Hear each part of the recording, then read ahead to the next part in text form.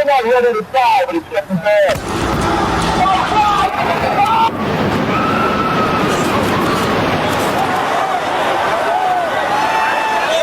I'm on the 83rd floor. I'm gonna die, aren't I? No. I'm gonna die. Liv, say your prayers. We're gonna think positive because you gotta help each other get off the floor.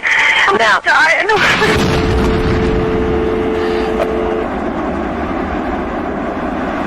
A new type of war. That's what it is. The bin Laden sits in Afghanistan. There is a source of who else terror. can you identify, though? Because we're not saying he's responsible for this necessarily. No, we don't say that he's responsible, necessarily responsible. Bin Laden, who is behind this very attack, when you and the whole world will realize. So we've never made the case or argued the case that somehow Osama bin Laden was directly involved in 9/11. That evidence has never been forthcoming. Now we have some breaking news coming into the MSNBC newsroom. A federal judge has approved a request by prosecutors to officially dismiss all criminal charges against Osama bin Laden. To officially dismiss all criminal charges against Osama bin Laden. There was a report, you'll recall, that the Mossad, the Israeli intelligence agency, did indeed send representatives to the U.S. to warn just before 9/11 that a major terrorist attack was imminent. And that's why Israel had information that they were giving the American government specific information. There will be an attack in North America within the next 30 days. There will be a hijacking of aircraft, and those aircraft will be used as flying bombs. That was available at the time. So I wrote a book in 1995, and I said that if the West doesn't wake up to the suicidal nature of militant Islam, the next thing you'll see is the militant Islam is bringing down the World Trade Center. In his 2000 book, The America We Deserve, Trump wrote, I really am convinced we're in danger of the sort of terrorist attacks that will make the bombing of the 1993 Trade Center look like little kids playing with firecrackers.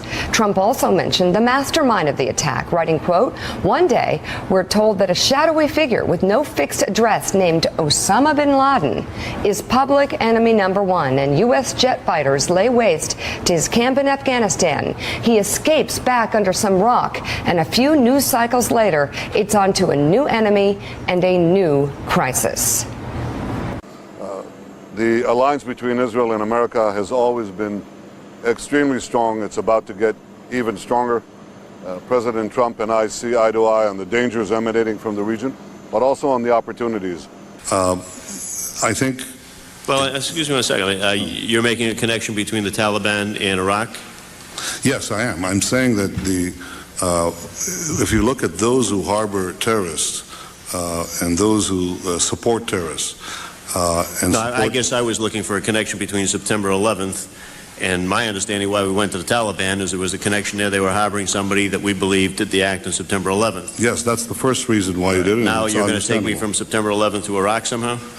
Yes, but I'm saying something else. I'm saying the connection is not whether Iraq was directly connected to September 11th, but how do you prevent the next September 11th? What is important to understand is that you have to dismantle the entire terror empire, and especially before its main practitioners, the terror states of Iran and Iraq, acquire nuclear weapons. And this, I think, has been a wake-up call from hell. It is telling us, you have the power now to act. Summon the will. There is no question whatsoever that Saddam is seeking and is working and is advancing towards the development of nuclear weapons. No question whatsoever. No question whatsoever. Those weapons of mass destruction got to be somewhere.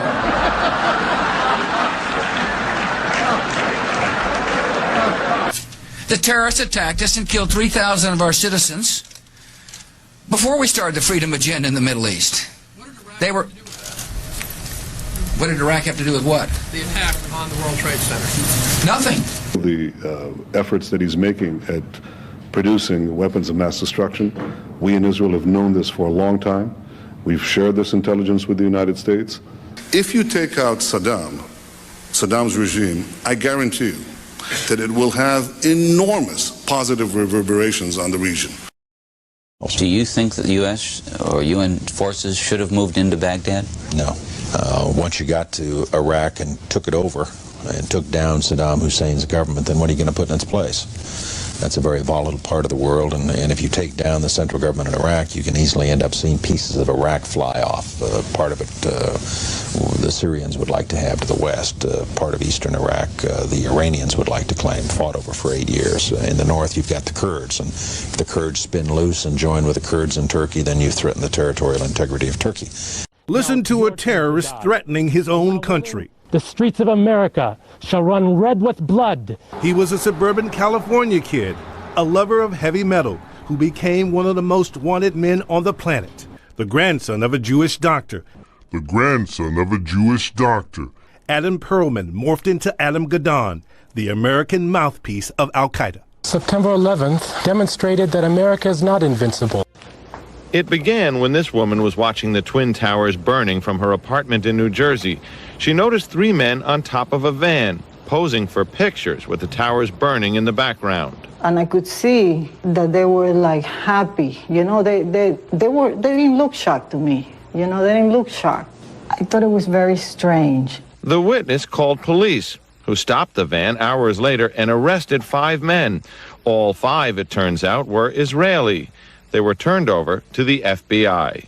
Sources tell ABC News during a check of national security databases, some of the men were listed as having had connections with Israeli intelligence. At the FBI, that set off alarm bells. The FBI needed the answers to 3 important questions. Who were these men? What brought them to that parking lot on the morning of September 11th? And did they have any advance knowledge of what was going to happen that day?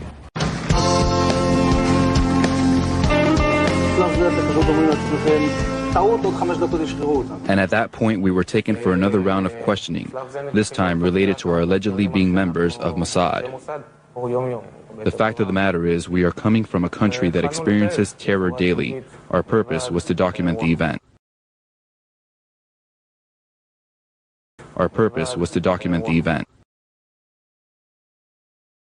I said, how could a plane, even a 767 or 747 or whatever it might have been, how could it possibly go through this deal? I happen to think that they had not only a plane, but they had bombs that exploded almost simultaneously. They were constructed to withstand like a 707 attack. Well, it's tremendous power and tremendous heat, and people were willing to die, and when they're willing to die and when they're willing to become kamikazes of a sense, there's very little you can do about it. Elliot Spitzer, an old friend who I knew well. I said, Elliot, if you don't help me, I'll never collect from the insurance companies. And guess what? He listened, and he said, you know what? You're entitled. I'm going to get you the money. And in 6 months, he got me the $4.5 billion. I remember getting a call from the fire department commander telling me that they were not sure they were going to be able to contain the fire. And I said, you know, we've had such terrible loss of life. Maybe the smartest thing to do is pull it. And they made that decision to pull, and then we watched the building collapse. I see what's happening down there. It's a mess. And the developer is actually a friend of mine, but he didn't want to build this building either. If you look back at the records, I mean, when it was first foisted upon him, Larry Silverstein is a great guy. He's a good guy. He's a friend of mine. Benjamin Netanyahu has publicly said the September 11th attacks have been good for Israel. Netanyahu said, quote, we're benefiting from one thing, and that is the attack on the Twin Towers and Pentagon and the American struggle in Iraq. And right after 9/11, about 10 days after 9/11, I went through the Pentagon and I saw Secretary Rumsfeld and Deputy Secretary Wolfowitz. I went downstairs just to say hello to some of the people on the Joint Staff who used to work for me. And one of the generals called me and he said, "Sir, you got to come in. You got to come in and talk to me a second." I said, "Well, you're too busy." He said, "No." He says, "We've made the decision. We're going to war with Iraq." This was on or about the 20th of September. He picked up a piece of paper and he said, I just got this down from upstairs, meaning the Secretary of Defense's office today, and he said, this is a memo that describes how we're going to take out 7 countries in 5 years, starting with Iraq and then Syria, Lebanon, Libya, Somalia, Sudan, and finishing off Iran. We went to war against a guy who had absolutely nothing to do with 9/11. It was a total pretext. It's inexplicable. And there you go to Cheney, there you go to Bush, there you go to the Jewish neocons who wanted to remake the world. Maybe I can say that because I'm Jewish, and to bring about a certain result in the Middle East. You can. Okay. I'm not really sure. I'm not really sure that you can. Go ahead. I, for one, am sick and tired of all these Jews coming on C-SPAN and other stations and pushing us to go to war against our Muslim friends. They're willing to spend the last drop of American blood and treasure to get their way in the world. They have way too much power in this country. People like Wolfowitz and Fife and the other neocons that Jewed us into Iraq, and now we're going to spend the next 60 years rehabilitating our soldiers. I'm sick and tired of it. John in Franklin, New York. Any comments? Yeah, I think that, of course, American foreign policy is eventually up to the American people. One of the big things that we've not been able to discuss in this country for the last 30 years is our policy toward the Israelis.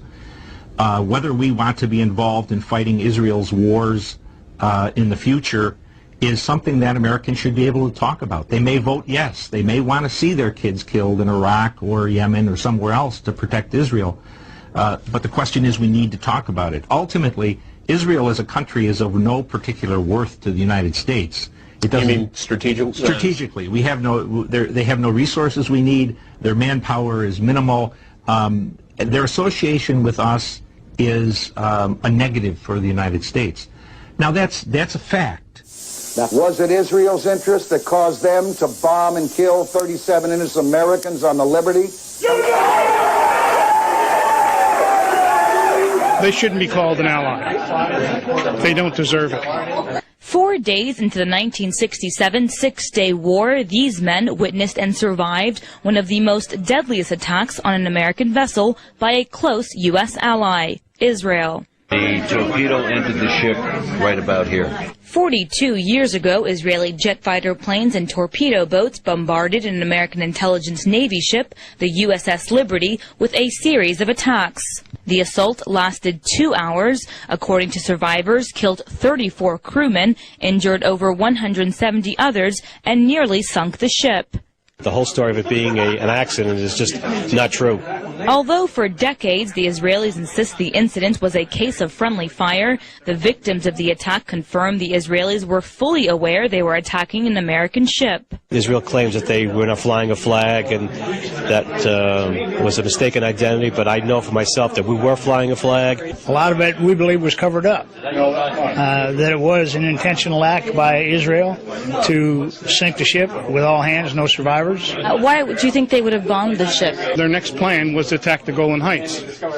So the troops they had on the Sinai now had to be moved to take the Golan Heights. The fact that the Israelis were massacring Egyptian troops, Egyptian prisoners of war. They had so many of them, and once again, they wanted to move all the troops they could to the Syrian border, and they couldn't handle the Egyptian prisoners of war. So they massacred them. So it's perceived that they thought that we were intercepting the fact that that happened. This is a provocative act of war, would you not agree? Oh, yes, definitely. What happened? How did the U.S. react when this happened? USS Saratoga, which was I can't tell you how many miles away, but it was several miles away, launched aircraft to come to our aid once we got the Mayday signal out. And those jets were recalled by McNamara, I believe. They relaunched, and the second wave was called back by President Johnson himself. That he did not want, for whatever reason, did not want the U.S. involved in this on our side. Why do you think that is? Because I think Israel has too much money and they can have too many controlling interests in our government. We don't have anything in history to compare with this. The only thing that comes close to it is a former Soviet intelligence operation. Because these are the 19 alleged hijackers, but 15 of them lived in Florida, where many of them had been issued duplicate licenses, others had passports had been stolen, which meant that somebody was using their identity for them and leaving behind a trail in their name. And we now know from the BBC News shortly after 9/11 that I think 7 of them were alive and well after 9/11, and they said, my picture's being used, my name's being used, but I'm fine. I'm alive. So that raises the question: if at least 7 of the hijackers were still alive after 9/11, who were the people playing the roles of the real hijackers? Were there real hijackings? Was it all a show? Well, about the 19 hijackers, Robert Mueller, who was then head of the CIA, FBI, said in September 2002, he said, there is no legal proof to prove the identities of the suicidal hijackers. The whole name of the game of the terrorism is to scare us into supporting Israel's aims, to drive us as a nation, as a people, as a military, right behind the Israel camp, so that we become the fighters of their wars for them because we are affected by the fear. In 1978, Israeli intelligence agent Arnon Milchan made his first film called The Medusa Touch, in which a Boeing 747 crashes into the Pan Am building. Here they are setting up for the film. This is the cover of the book. And here we have, the same year he made the film, here we have Arnon Milchan meeting with Israeli Defense Minister Ezer Weizman. So you can see he's at the very highest level of the Israeli military. They're making a movie predicting something that's going to happen in the future.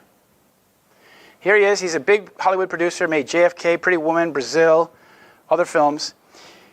He's said to be worth $5 billion, but the point is, if you read the book about Arnon Milchan, called Confidential, you'll see that he is the external banker who controls the slush funds that Mossad uses for external operations. That's where the money comes from. And he made this film in the year 2000. Well, his business partner, a man named Rupert Murdoch, who owns Fox News, Rupert Murdoch's company made this film in 2000, in which a Boeing passenger aircraft is flown into the World Trade Center. And in this movie, the plane is remotely hijacked with passengers on it. And the blame is put on the American military-industrial complex, looking for a new enemy. In 1979, this is 1 year later, the head of Israeli intelligence, this man, Issa Harel, predicted that the Arabs would attack the tallest building in New York City. And in 1979, this man, Bibi Netanyahu, came back from he had been working in Boston for a Rothschild company called Boston Consulting Group in Boston. He went back, this is his father, and they started something called the Netanyahu Institute, in which they began promoting the idea of terrorism being the scourge that the West has to fight. Mr. Netanyahu went on to make a career promoting the war on terrorism, how the West can win, fighting terrorism, and calling for the United States to come to the Middle East to wage war against those terrorist entities that were plaguing Israel. Because the Netanyahu logic goes like this. He says that Israel is attacked because the Arabs are opposed to our Western identity, our Western values, our Western way of life. We're a Western nation, he says. And therefore, the West is the target. Therefore, it's incumbent on the West to come and fight the terrorists for us, because we're all the target. So what they did in 1983, in order to have a war on terror, you need to have a foe. So they created the foe. They created the foe in Pakistan using a guy named Gulbuddin Hekmatyar, who was a very anti-Western militia group. He had called Hezb Islami. And the CIA and the Saudis bankrolled the operation, and the Israelis trained and armed these people in Pakistan.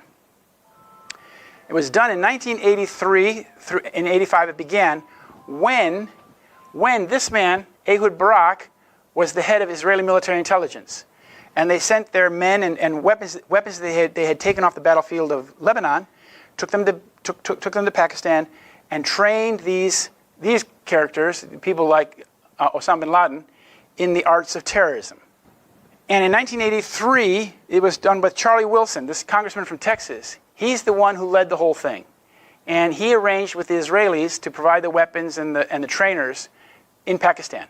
And this is him shaking hands with Gulbuddin Hekmatyar. But the question is, why would the United States and Britain, why would they be funding and training the most anti-Western of the Mujahideen? This man was rabidly anti-Western. Why would you do that? Because they were creating the boogeyman. They were creating the enemy for the next war on terror, which was Al-Qaeda. And it was done, this is Zvi Rafia, the head of Israeli intelligence in Washington, D.C., and he was this man's handler, Charlie Wilson's handler.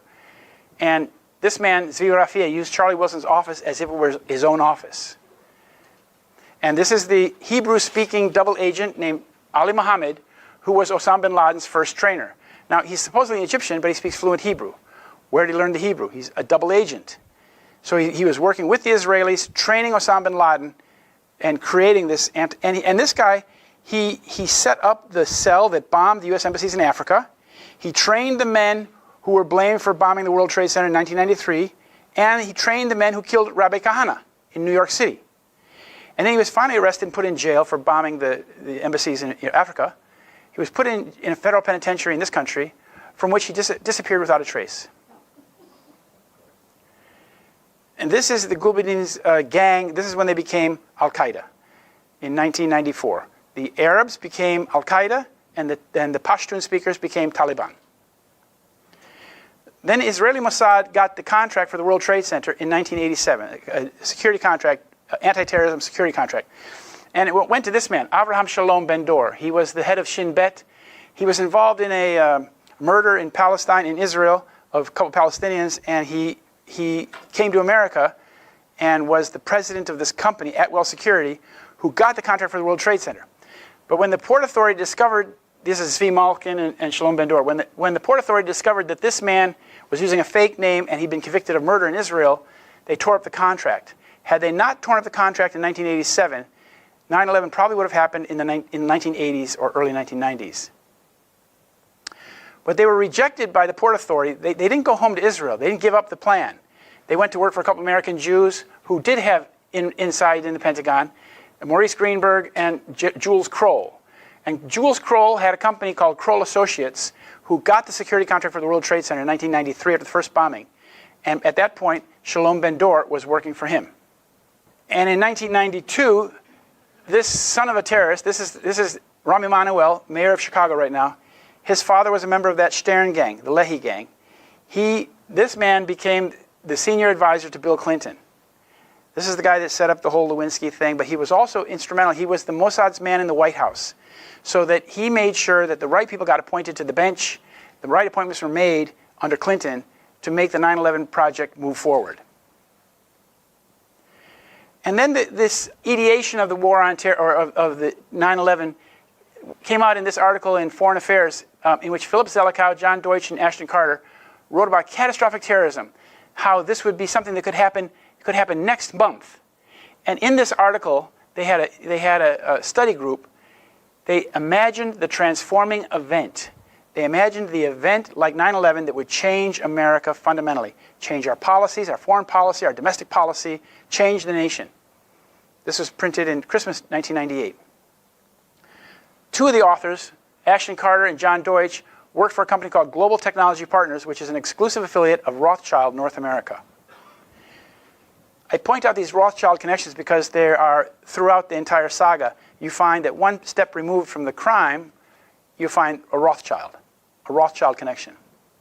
And in 2001, an Israeli Mossad company, Rothschild company, called ICTS, controlled security at the U.S. airports.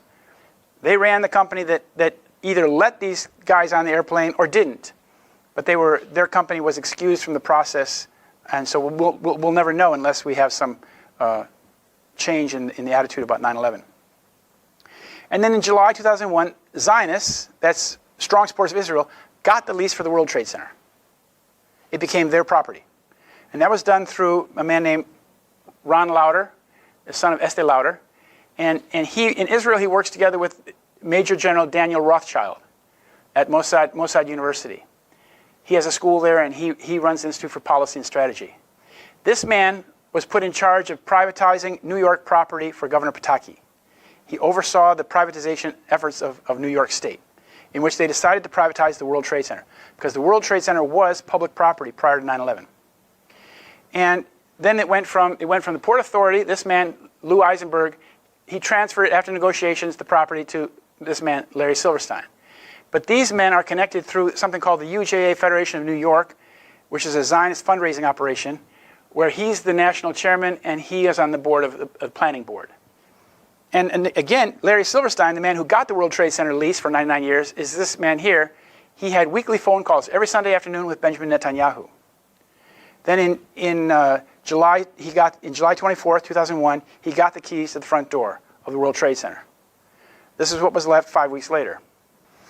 This is about the put options. You may have heard about the put options that in which people profited by knowing that the stocks of the airlines and insurance companies would tank on 9/11. And the 95% of these options were put by this man's former company. Now, this man is Buzzy Krongard, and on 9/11 he was executive director of the CIA. But before he became executive director of the CIA, he was the director of Alex Brown, the company that placed the put options. And here's the relationship between Alvin Krongard and his wife, and his wife works directly with Rothschild Asset Management. And then there were thousands of Israelis who were warned about 9/11, and there were 4,000 who were expected to have been at the World Trade Center that day or the Pentagon. And that comes from the U.S. That comes from the Israeli Foreign Ministry. That's not Arab propaganda. It's from the Israeli Foreign Ministry. And apparently they got the message through a system called Odigo, which warned people who had that Israeli system of messaging not to go to the World Trade Center that day. The message went out, the warning message went out about 2 or 3 hours before it happened. It warned people not to be at the World Trade Center at 8:45 because all hell would break loose. So apparently, of those 4,000 Israelis who avoided harm got the message. They got the memo. And then there were these 5 dancing Israelis who were seen celebrating and high-fiving the attack at the World Trade Center before the first plane struck. They were on the New Jersey side of the river, and they were photographing and high-fiving, and they were observed, and they were arrested on the afternoon of 9/11. It was written about in the New Jersey newspapers, but it was not reported in any other paper outside of New Jersey. The 2 men that did not appear, they're on a TV show, these 3 guys are on a TV show. They said, we're not Mossad. No, because the 2 Mossad guys are sitting in the audience. The Kurtzberg brothers were sitting in the audience because they could not go up on the stage and say, we're not Mossad. They are Mossad. And U.S. law enforcement knew it from the minute they arrested these guys that they're Mossad. And one of the guys, this is one of the minions, he said, our purpose was to document the event. Here's the head of the company, behind these Foster Grants here, Dominic Suter. He fled the country on the 12th or the 13th, and when the FBI went to get him again, he was gone. And this is one of the trucks of their company. They had this truck that was reported by New York police, Urban Moving Systems. It wasn't a moving company at all. It was a front company. It was set up to facilitate the 9/11 attacks. And they had this truck with the picture of the World Trade Center being struck by a plane. Now, on 9/11, when it happened, in the studio, the London studio of the BBC World Television, the largest English-speaking broadcasting in the world, who was there except Ehud Barak, ready to give the interpretation? Remember, the General Wesley Clark said we did not have American understanding of it. No, what he's implying is that we had a foreign country's understanding of it. We had Israeli understanding. The Israelis interpreted 9/11 for us. This man, the head of former defense minister, chief of staff, he said, the world will never be the same from today on. We know who's behind this, Osama bin Laden, and we know where he is. He said, it's time to launch an operational, concrete war against terror. Full stop. And that's what we've been doing for the last 17 years, following the Israeli diktat, living our lives according to the Israeli interpretation of 9/11. That's what they've imposed on us. They've imposed a Zionist narrative to explain what happened on 9/11. What we need to stand up and say is not only did they attack the USS Liberty, they did 9/11. They did it. I have had long conversations over the past 2 weeks with contacts at the Army War College, at Headquarters Marine Corps, and I've made it absolutely clear in both cases that it is 100% certain that 9/11 was a Mossad operation, period. First, the disbelief, and what I show them immediately afterwards is an interview with a demolitions expert named Danny Jawenko, and it shows the 3rd building at the World Trade Center going down. And they look at that, and I said, now you understand that if one of the buildings was wired for demolition, all of them were wired for demolition. And that's it. That's the tipping point. Getting into arguments about who was flying what and where they were and whether there was nanothermite, those things are true, but they're incidental. The thing that's necessary is to tell people 3 buildings went down, the 3rd was not hit by a plane, it was wired for controlled demolition. Therefore, all of them were wired for controlled demolition. And at that point, the reaction is rage. First disbelief and then rage. 9/11 has led directly to 60,000 Americans dead and wounded. God knows how many hundreds of thousands of people in other countries that we've killed or wounded or made homeless. This is an open wound. And what Americans need to understand is they did it.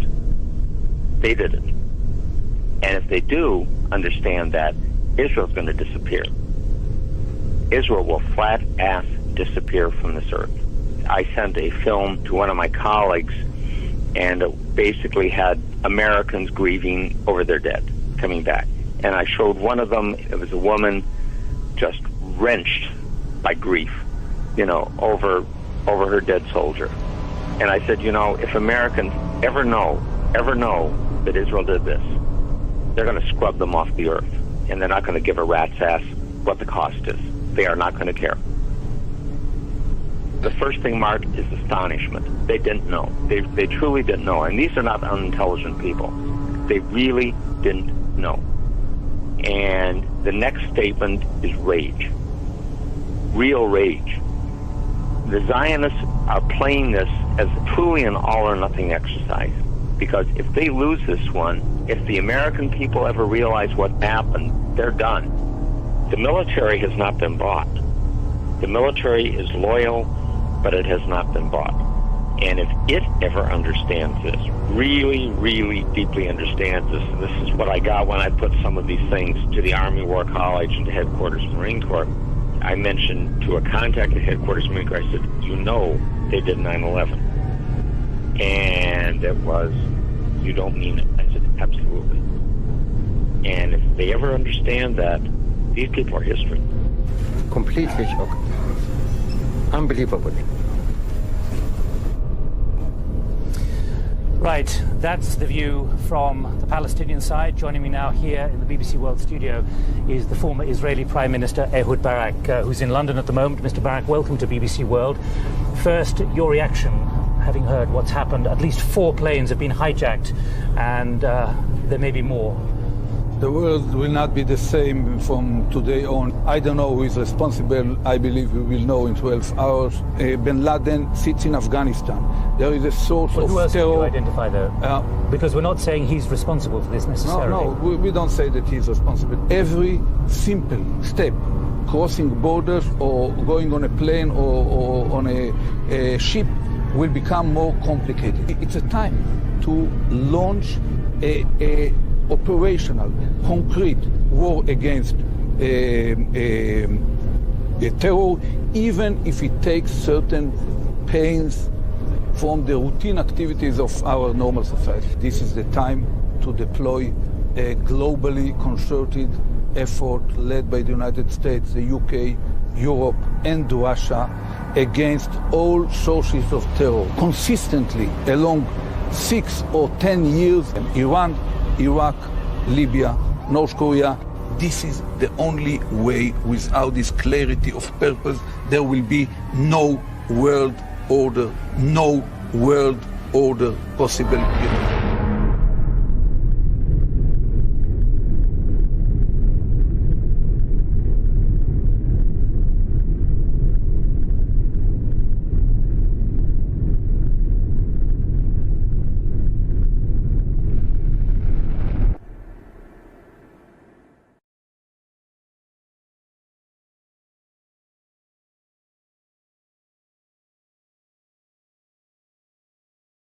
Tonight I want to take a few minutes to discuss a grave threat to peace and America's determination to lead the world in confronting that threat. The threat comes from Iraq.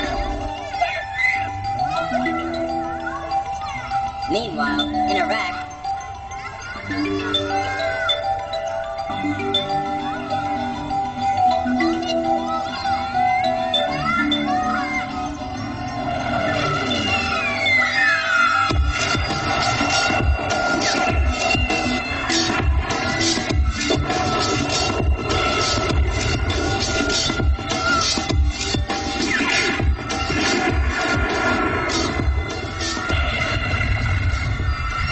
The fundamental problem with Iraq remains the nature of the regime itself. شو سبب تدمير العراق وغزو العراق وقتل مليون عراقي؟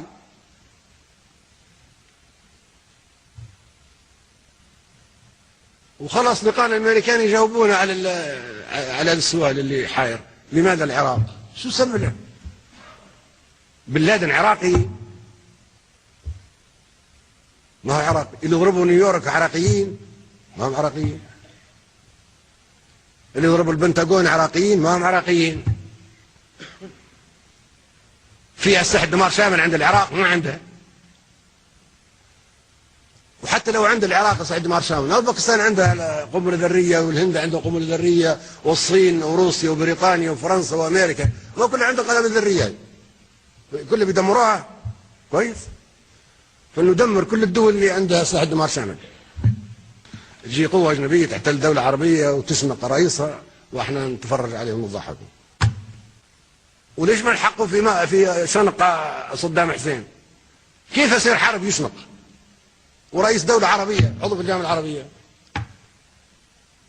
لما تكلموا عن سياسة صدام حسين والخلافة معاه السياسيين، ممكن كلنا مختلفين سياسيين معاه، مختلفين حتى مع بعضنا نحن الآن. ما في حاجة تجمعنا أبدا إلا القاعة هذه.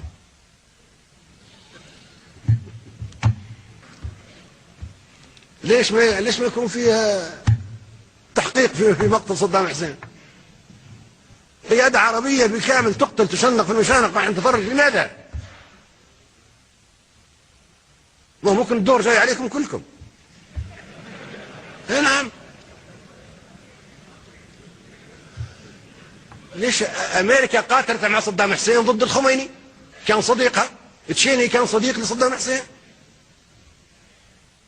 رامز فيلدي كان وزير دفاع الامريكا لما كان يدمروا في العراق، صديق حميم لصدام حسين، واخيرا باعوه وشنقوه. حتى انتم اصدقاء امريكا، نحن اصدقاء امريكا، بلاش نقول انتم، نحن اصدقاء امريكا كلنا قد توافق امريكا على شنقنا في يوم ما. 5 years ago, a NATO-led coalition began its military intervention in Libya. French fighter jets were deployed over the African country on March 19, 2011. The operation triggered a series of events that changed the face of Libya.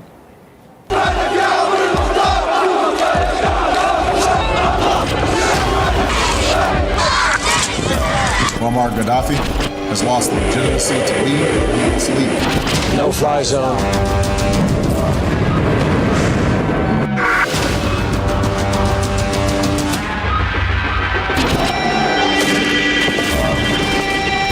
Came, we saw, he died. And guess what? They got a chance now.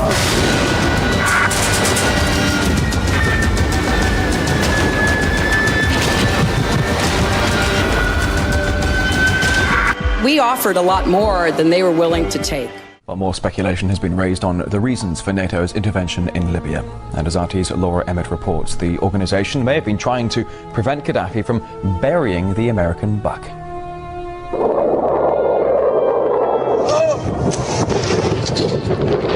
According to some, it's about protecting civilians. We must not tolerate this regime using military force against its own people. Others say it's about oil. The only reason they're interested with Libya is about the oil. You'd think we'd be in Iraq if the major export there was broccoli. But some are convinced intervention in Libya is all about currency, specifically Gaddafi's plan to introduce the gold dinar, a single African currency made from gold, a true sharing of the wealth. It's one of these things that you have to plan almost in secret, because as soon as you say you're going to change over from the dollar to something else, you're going to be targeted. There were two conferences on this, one in 96 and another one in the year 2000, called the World Mataba Conference, organized by Gaddafi. And everybody was interested. I think most countries in Africa were keen. Gaddafi didn't give up. In the months leading up to the military intervention, he called on African and Muslim nations to join together to create this new currency that would rival the dollar and euro. They would sell oil and other resources around the world only for gold dinars. It's an idea that would shift the economic balance of the world. Countries' wealth would depend on how much gold they have, not how many dollars they trade. And Libya has 144 tons of gold.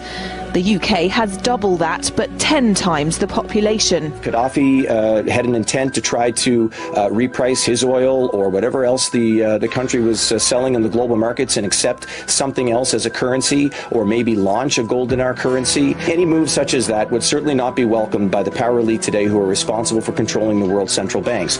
So yes, that would certainly be something that would cause his immediate dismissal and the need for other reasons to be brought forth for removing him from power. It's happened before.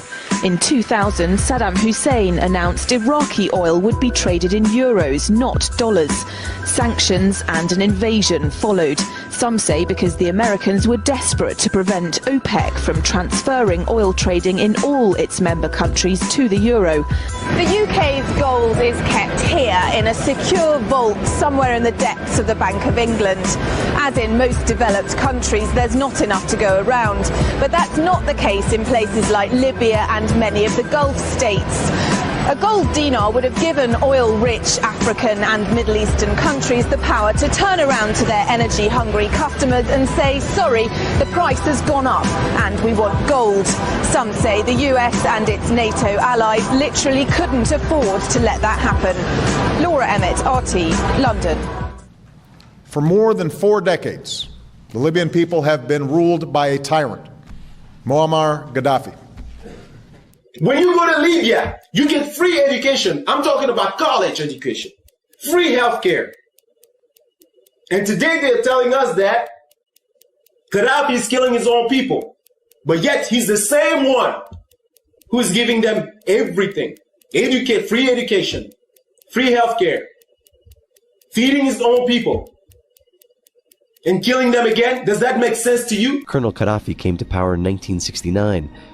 Inspired by Egyptian leader Nasser's nationalism and pan-Arabism, his revolution took the motto freedom, socialism, unity. His government directed oil revenues to healthcare, housing, and education. Under Gaddafi, Libyans had among the highest per capita incomes and life expectancies in Africa. Education.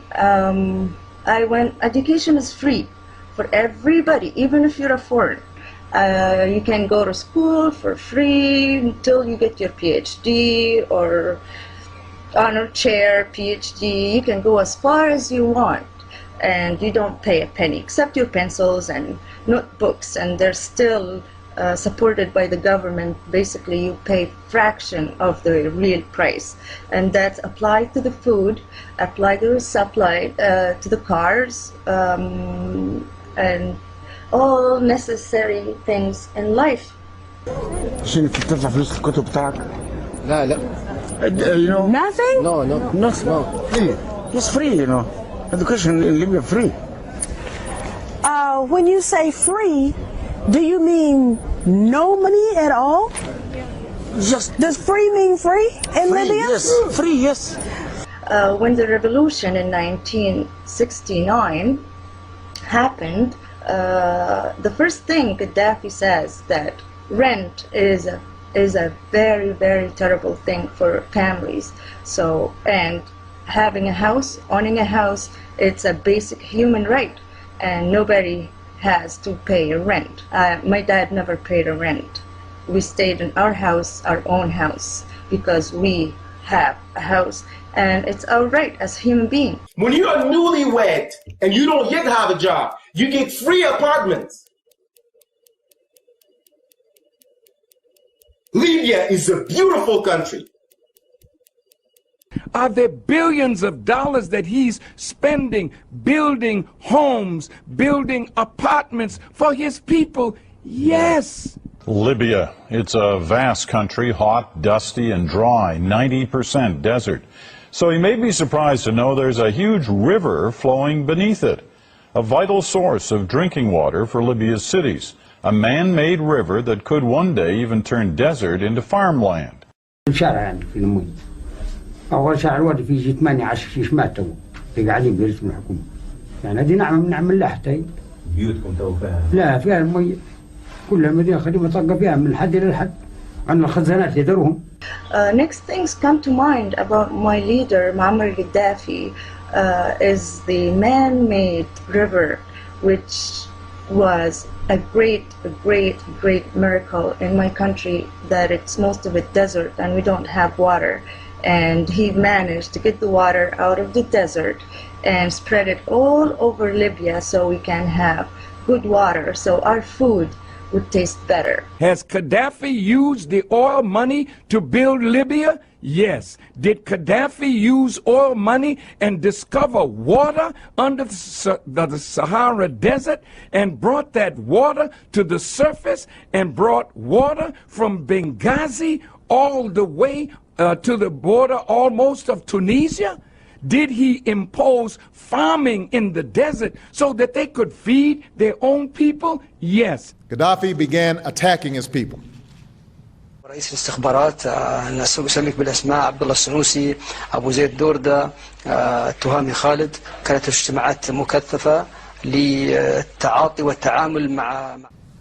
Now we saw regime forces on the outskirts of the city.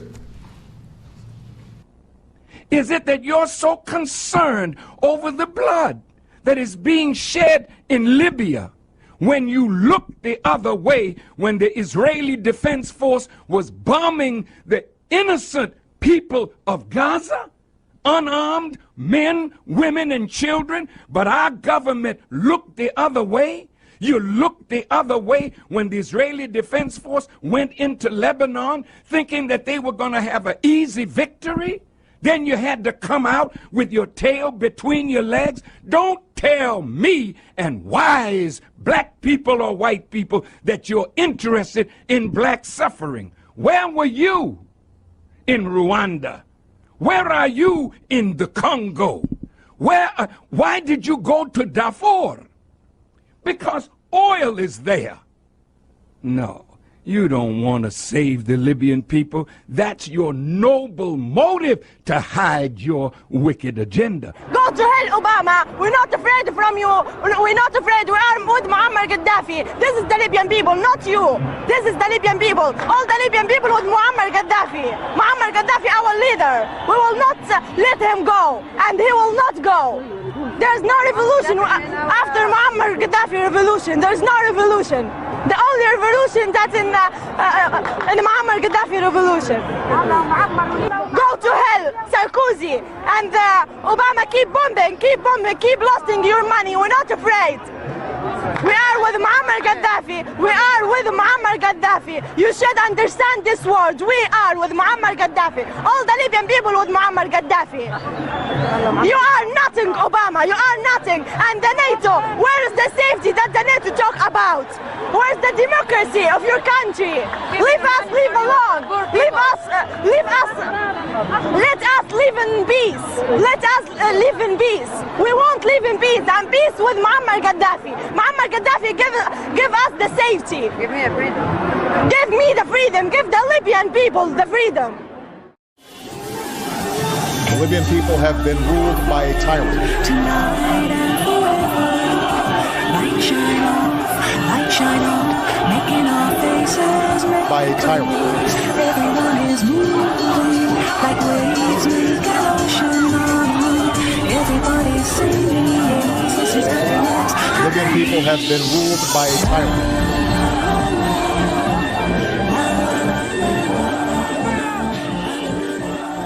By a tyrant. يا أصدقائي في أوروبا، يا صديقي المسكين برسكوني يلي مغلوب على أمرك، افتح الإذاعة الليبية. يا صديقي المسكين سيراكوزي، افتح الإذاعة الليبية، لكن ننصحك داخل مهديات قطع عين بالعين والباب يظلم، الطفل بالطفل والعائلة بالعائلة والبيت بالبيت والمقر بالمقر. إذا قررنا نحن قادرون على أن ننتقل إلى أوروبا مثل الجراد مثل النحل، ولكن ننصحكم أن تتراجعوا قبل لا تحل بكم الكارثة. أولا انظروا للشعب الليبي. هل الشعب يحكمه دكتاتور؟ هل هذا الشعب مكبوت متسلط عليه؟ هذا الشعب تنادى من كيف زحفت الجماهير من كل مكان بدون امر من معمر الجزائر. انا نفسي فوجئت بالسيل العرم من جماهير الشعب الليبي، الرجال، النساء، العائلات، الأطفال. انظروا أطفال، انظروا الأطفال، انظروا العائلات، انظروا النساء. من جابها معمر قذافي، جاوا في العراق، جاوا بقوة التحدي. هذه هي الشجاعة، هذا هو التحدي. هذا اليوم يوم مشهود يوجه فيه الشعب الليبي رسالة عالمية وتاريخية تقدر في التاريخ أنه بعد 100 يوم من القصف المتوالي ليل ونهار والصواريخ والقنابل تخرج العائلات والأطفال والرجال والنساء إلى الساحات وتغص بها الميادين والشوارع، ليس في طرابلس بس ولكن في كل المدن الجماهيرية. New images of those final moments before his death. In this video just released, there he is, crowds surrounding him. The last bloody moments of his life show him wounded and begging for mercy. We will remember him as the leader who gave his life for his people. So as you celebrate the death of Gaddafi today,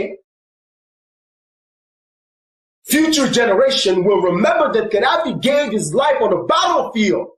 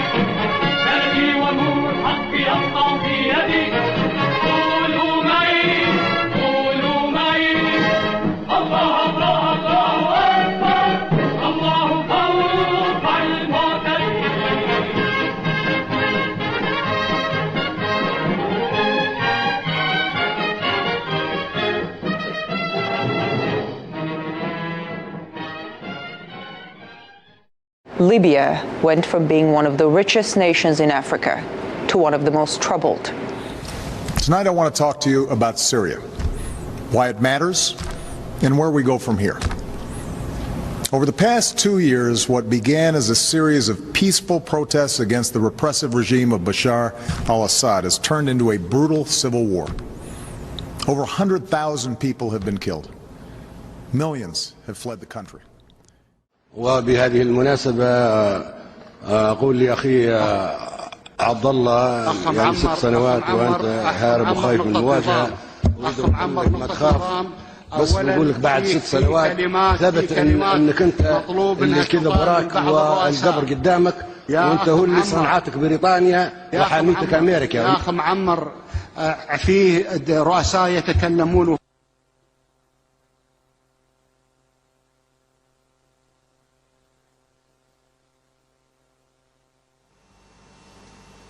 There is something common between the state of Saudi Arabia and the state of Israel which would surprise you. They are sisters. The same forces who work for the establishment of the state of Israel are the same forces who work for the establishment of the state of Saudi Arabia.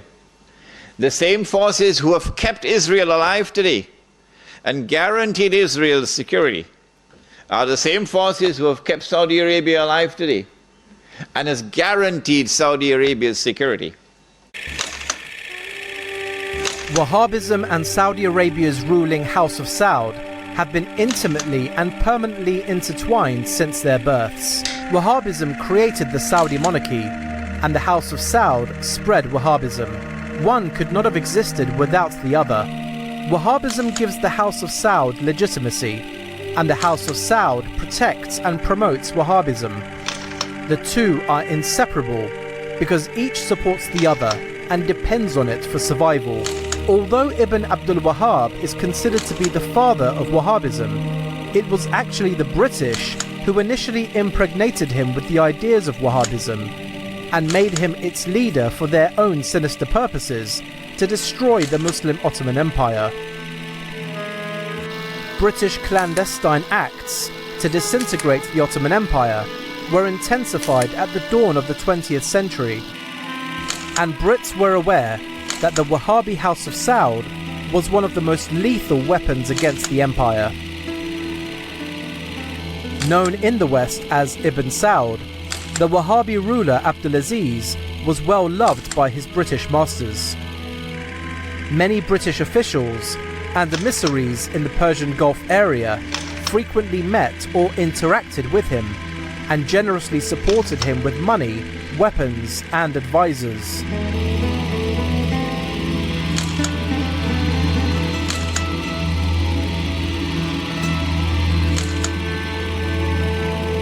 Sir Percy Cox, Captain Prideaux, Captain Shakespeare, Gertrude Bell, and Harry St. John Philby were among the many British officials and advisors who constantly surrounded Abdulaziz to help him with everything he needed.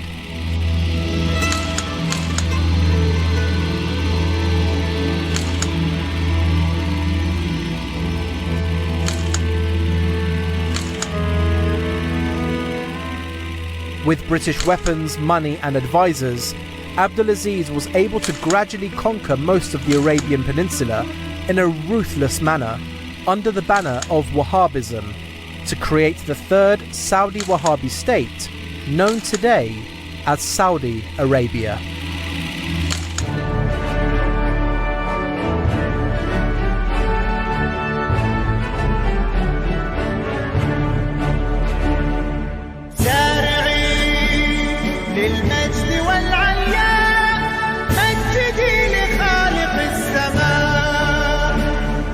وارفع الخفاق أخضر يحمل النور المسطر واكتبي الله أكبر يا موطني عشت فخر المسلمين عاش الدليل للعلم والوطن زارعين للمجد والعليا مجدي لخالق السماء وارفع الخفاق أخضر يحمل النور المسطر واكتبي الله أكبر يا موطني عشت فخر المسلمين عاش الدليل للعلم والوطن زارعين للمجد والعليا مجدي لخالق السماء. On September 17, 1969, King Faisal al-Saud stated to the Washington Post, quote, "We the Saudi family are cousins of the Jews. We entirely disagree with any Arab or Muslim authority which shows any antagonism toward the Jews. But we must live together with them in peace. Our country is a fountainhead from where the first Jew sprang, and his descendants spread out all over the world." The Iraqi intelligence services under Saddam Hussein reported that Muhammad ibn Abdul Wahhab was a crypto-Jew. And this history is widely accepted in the upper class of Saudi Arabia. They all know this. People get killed for reporting on it. Hillary Clinton from August of 2014 claiming two U.S. allies, Saudi Arabia and Qatar, were funding and supporting ISIS. Quote, saying in part to an email to President Obama's then counsel John Podesta, "We need to use our diplomatic and more traditional intelligence assets to bring pressure on the governments of Qatar and Saudi Arabia, which are providing clandestine financial and logistic support to ISIL and other radical Sunni groups in the region," end quote. Do you know any major Arab ally that embraces ISIL? I know major Arab allies who fund them.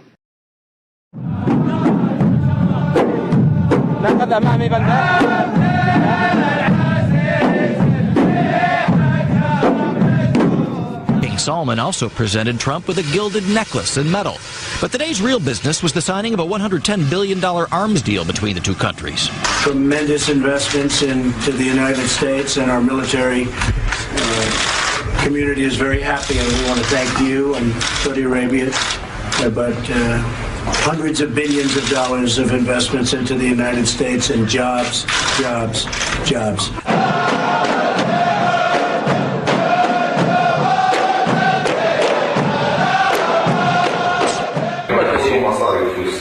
كانوا يعطونا ايه مصاري يعني كانوا غالينا بالمصاري وسلاح وسيارات وشو ما بدكم نجيب لكم. من وين الفلوس لداعش؟ من السعوديه ومن تركيا كان يجينا من داعش. وكل السلاح كله يجي من الخارج يجينا دعم سلاح وفلوس كل شيء يعني. Seemingly indestructible,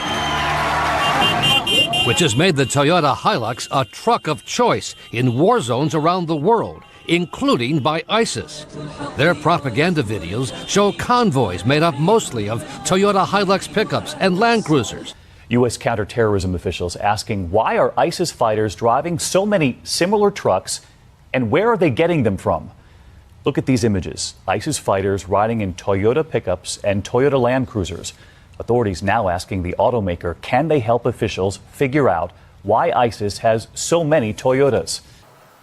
And you would have Iran run Syria, a horrible prospect for us, or Daesh, which is also there, touching our borders on the Golan.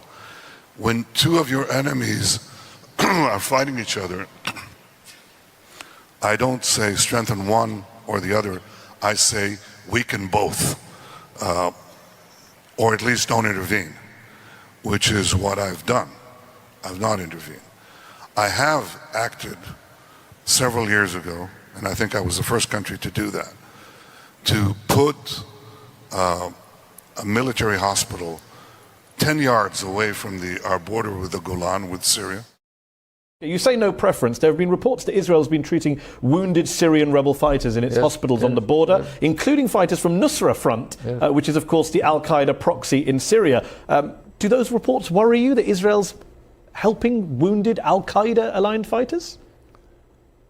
As I said before, in a different context, it's always useful also to deal with your enemies in a humane way. ISIS is beheading Muslims and Christians, then receiving medical treatment from Israel. If they were attacking Jews, they would not be receiving medical treatment. The former director of Mossad goes on television claiming that these psychopaths who are beheading people deserve humane treatment because they have never attacked Israel. Al-Qaeda, to the best of my recollection, has up to now not attacked Israel. But it's attacked your number one ally and protector and sponsor, the United States of America. There is a quote-unquote war on terror being going on for 15 years. The only time they attacked Israel was by accident and they apologized, which former Defense Minister Moshe Alon publicly admitted. When ISIS attacks superpowers like France or Britain, they don't apologize. Why do they travel thousands of miles to kill civilians in Europe, when Israel is just a couple miles away? ISIS actually explained why it's not attacking Israel.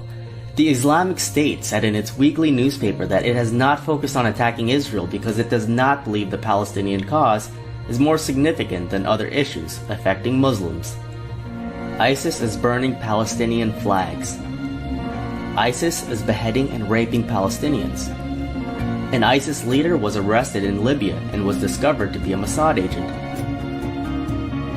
You tell the story about how you tried to find out what they call the Mossad when they deal with publicly? I thought it was a reasonable question, but the trouble is you can't pick up the phone book. There's no Langley in Israel that you can look up, CIA, or in our case, the Mossad. We thought we should ask, what shall we call it in English? You can translate the Hebrew words, as I said, Mossad is institute, but when they write a letter to their friends in the CIA or the British intelligence, what do they call themselves? It took a while. It was a matter of asking the Prime Minister's spokesman. The best you could do, because officially the Mossad is under the Prime Minister's office. And I think he sort of wondered why you want to know and all that, so we explained. And he came up with the Israeli Secret Intelligence Service. I mean, if it were to have initials, it would be ISIS. ISIS is the target. And they put that target wherever they want and then destroy everything around the target. So the question is, this is from Linda Hurd, a British expert on the Middle East. She says, is the United States waging Israel's wars? She said, there is one thing that we do know. Oded Yinon's 1982 Zionist plan for the Middle East is in large part taking shape. Is this coincidence? Was Yinon a psychic? Maybe. She says, alternatively, we in the West are victims of a long-held agenda, not of our making, and without a doubt, not in our interest. So we're waging war for another entity, for another nation, for another interest that's not ours. And we're paying for it. Our sons and daughters are fighting it. And this is the the partition of Palestine, when it happened in 1947, Menachem Begin rejected it. He said, Jerusalem was and will forever be our capital. And Eretz Israel will be restored to the people of Israel. All of it and forever. This is to give you an idea what Eretz Israel means. It means the land of Israel. And according to people like Menachem Begin, it extends from the Nile River to the Euphrates. And this area right here is the Kurdish area, which happens to be occupied by the United States. This is all Syria right here. This is where the United States is occupying 1/3 of Syria. These are the various ethnic communities, religions, factions in Iraq and Syria. And from the Yinon plan, Yinon said the dissolution of Syria and Iraq is Israel's primary target on the Eastern Front. The dissolution of the military power of these states serves as the primary short-term target. This is exactly what we did when we went to Iraq in first in 1991 and then again in 2003. We destroyed the Iraqi military. If you remember, one of the first things that happened is when we got into Iraq, we disbanded the entire military, sent everybody home. No more jobs, no entitlements, nothing. So the military went away. And in Syria, we've been trying to do the same thing for the last 7 years. Now, this is another break in the here. This area here, Periwinkle, is the area of the Kurds, and this area is where most of the oil is. And the United States and Israel are supporting the Kurdish independence. This area here in northern Iraq, and this is part of northern Syria. And in pursuing that, the largest holder of the reserves in this Kurdistan area of Iraq is a company called Janel Energy, which is a Rothschild company. So they're going after the strategic assets. And these two cities, Mosul and Raqqa, were targets of the American anti-terrorist attacks last summer, which destroyed those cities, destroyed them. Here's Mosul in June of 2017, the great mosque of Al-Nuri, destroyed in the Battle of Mosul.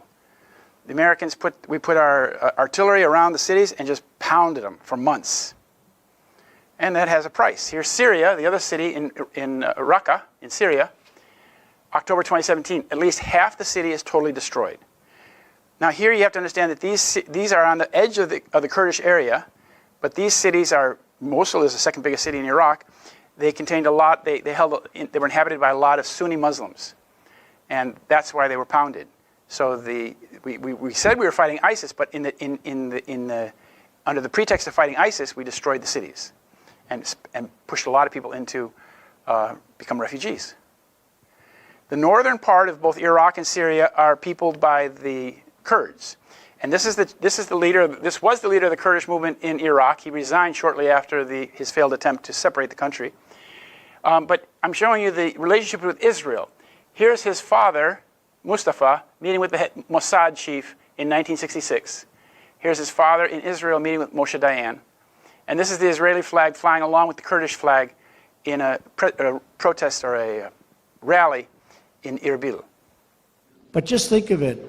We spent, as of 3 months ago, $7 trillion, not billion, not million, 7 trillion with a T. Nobody ever heard of the word trillion until 10 years ago. We spent $7 trillion in the Middle East. Donald Trump is many things. He is not a white supremacist, and he is not an anti-Semite. His daughter is an Orthodox Jew, so is his son-in-law, so are all of his policy advisors, or at least many of his policy advisors with regard to the Middle East. Donald Trump moved the American embassy to Jerusalem in a bold move of solidarity with the people of Israel. He has a roundabout named for him in Jerusalem. Trump Heights, Ramat Trump, is named for him in the Golan Heights. All of Donald Trump's children are either married to or dating Jews. All of them. The most famous of his kids, Ivanka Trump, she married Jared Kushner, who's Jewish, and she converted to Judaism herself. She actually took a Jewish name, Yael Trump. Her kids, Trump's grandkids, are Jewish. They probably call him Zadie. But it's not just Ivanka. Donald Jr. is married to Vanessa Hayden, who's Jewish. Eric Trump is married to Lara Yunaska, who's Jewish. They married under a Jewish chuppah or wedding canopy at Mar-a-Lago, an exclusive club that used to ban Jews until Trump filed a massive lawsuit against them. He gets to let the Jews in. And then there's Tiffany Trump, Donald Trump's other daughter by Marla Maples. She's not married yet, but she's dating a Jewish man named Ross Mechanic. Trump has one more kid with Melania. His name is Barron. He's just 10, so it's not yet 5 kids out of 5 who were with Jews, but I wouldn't bet against Barron dating a Jew, would you? That's in Trump's personal life. His company, the Trump Organization, pretty Jewy. Executive Vice President, Michael Cohen. Other Executive Vice President, Jason Greenblatt. Chief Financial Officer, Alan Weisselberg. There's a token Gentile as Chief Operating Officer, pretty much the Shabbos Goy who goes into the office by himself on Yom Kippur. Here's Donald Trump as a parade marshal at the Salute to Israel March in New York in 2004, a dozen years ago. He's been pro-Israel and pro-Jewish long before this campaign. And his campaign? Jewish. Stephen Miller, the firebrand speechwriter and spin doctor who also gives the warm-up speeches at the crowd for Trump's rallies? Jewish. I saw this, Michael Aboud, communications coordinator. Sounds Muslim, right? No, Sephardi Jew. Steve Mnuchin, finance chair. Jewish, of course. So everywhere Trump goes, he's pretty much outnumbered by Jews. His own family, his staff, his circle of friends. I wonder if he ever feels like he needs a break from us. It's an honor to be here with the first Jewish president of the United States.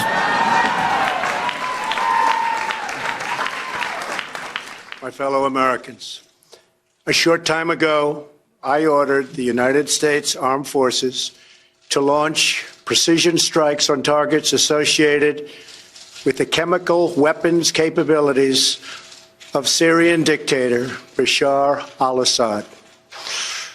A combined operation with the armed forces of France and the United Kingdom is now underway. We thank them both. Tonight, I want to speak with you about why we have taken this action. 1 year ago, Assad launched a savage chemical weapons attack against his own innocent people.